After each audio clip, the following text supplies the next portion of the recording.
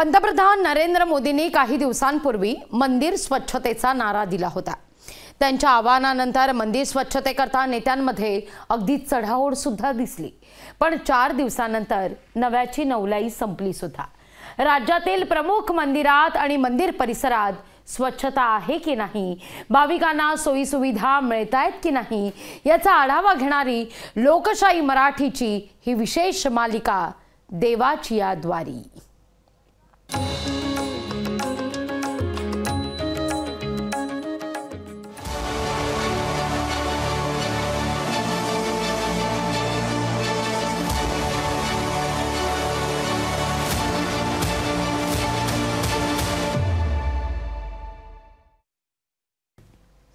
साडेतीन शक्तिपीठांपैकी एक असलेल्या अंबाबाई मंदिरात भाविक मोठ्या संख्येने येत असतात।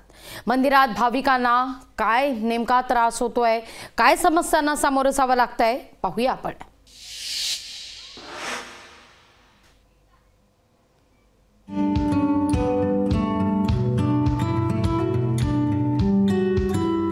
करवीर निवासिनी अंबाबाईचा महिमा अखंड जगाला ज्ञात आहे। जगप्रसिद्ध तीर्थक्षेत्र म्हणून कोल्हापूरच्या अंबाबाई मंदिराची ख्याती। दरवर्षी कोट्यवधी भाविक या ठिकाणी दर्शनाला येतात। 3.5 शक्तिपीठांपैकी एक महत्त्वाचं पीठ म्हणून या करवीर निवासिनी अंबाबाई देवीची ख्याती कोसो दूर आहे। अनेक जण अंबाबाई देवीच्या चरणी नवस बोलण्याकरता आणि फेडण्याकरता अगदी लांबून येत असतात। अंबाबाई मंदिर पश्चिम महाराष्ट्र देवस्थान व्यवस्थापन समितीच्या अखत्यारीत अंबाबाई मंदिर येतं। पण मंदिर प्रशासनानं अजूनही काही गोष्टींमध्ये लक्ष घालणं गरजेचं आहे।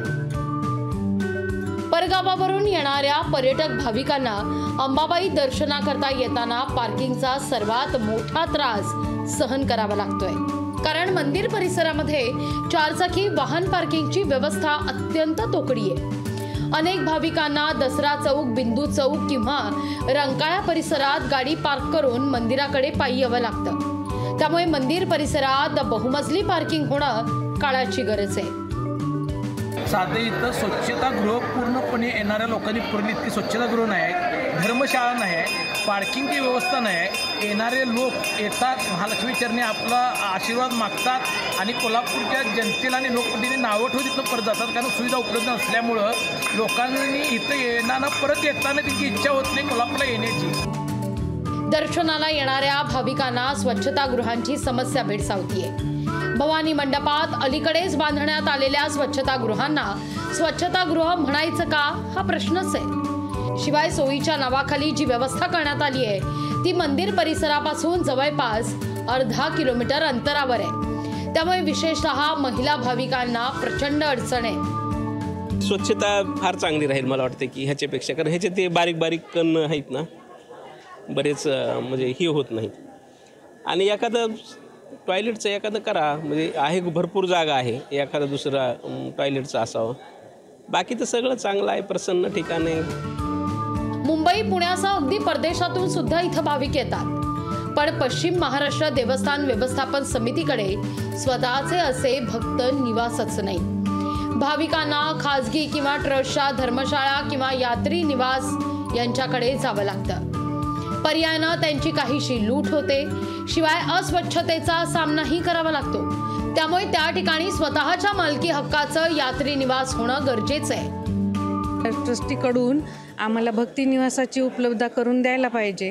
कारण का तर भक्तांना कसं आल्याच्या नंतर कोणत्याही वेळेला आल्याच्या नंतर ते खर्चिक होतं ना, बाहेरचं जर आम्ही घेतलं तर। आणि काय होतं की मग ते रात्र आम्हाला बाहेर थांबावे लागते।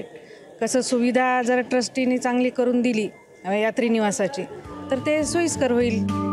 देवी चरणी मस्तक टेकायला आलेला भाविक चप्पल काढूनच मंदिरात प्रवेश करतो। मात्र परिसरात चप्पल स्टँड नसलं तरी काही भाविक आपल्या चपला मंदिराबाहेरच सोडून जातात। मग या चपला एकत्र करून फेकून दिल्या जातात। रोजचा असा चपलांचा खच पाहायला मिळतो। यात अनेक पर्यटक भाविकांच्या चपलाही गेल्याचं सांगितलं जात आहे। इथं माझे 2-3 वेळा चप्पल गेले। इथल्या व्यवस्थापन तिची चप्पल स्टँडची सुविधा केली पाहिजे। आणि बाहेरून भाविक येतात, आपल्या आईसाठी, आई जगदंबेसाठी बाहेरून भाविक येतात, कारण त्यांची पार्किंगची पण व्यवस्था होत नाही। पार्किंग त्यांच्या गाड्या पण नेऊन बाहेर नेतात तिची व्यवस्था झाली पाहिजे. अंबाबाईचा महिमा अनुभवायला येणाऱ्या भाविकाला प्रसन्न चित्तानं मनोभावे दर्शन घेण्याकरता काही आवश्यक गोष्टी करून देणं मंदिर प्रशासनाचं काम आहे. दिवसेंदिवस वाढणाऱ्या भाविकांच्या गर्दीनं कोल्हापूरच्या पर्यटनालाही चालना मिळणार आहे. त्यामुळे प्रशासनानं वेळीच लक्ष घालून येणारा बहुचर्चित अंबाबाई मंदिर कॉरिडॉर होणं काळाची गरज आहे. सतेज औंधकर, लोकशाही मराठी, कोल्हापूर. लोकशाही मराठी ऐका, पहा, जागरूक रहा.